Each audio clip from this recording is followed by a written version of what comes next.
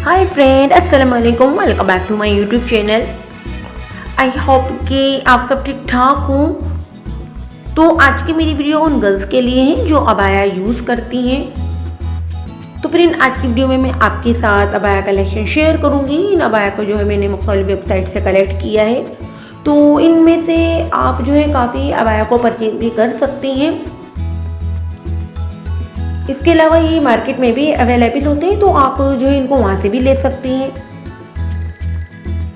मुख्तलिफ स्टाइल में इन अबाया की डिज़ाइन की गई है। और इसके अलावा फिर अगर आप अपनी अबाया को खुद स्टिच करवाना चाहती हैं तो आप यहाँ से डिज़ाइन अडॉप्ट करके अपनी अबाया को स्टिच भी करवा सकते हैं। फैब्रिक जो है आप विंटर और समर को देख के सिलेक्ट करें। डिज़ाइन के लिए पल्द बटन ये सभी आपको लोकल मार्केट से इजीली मिल जाएगा। एक से बढ़कर एक डिज़ाइन है और इंतहाई लवली कलर है।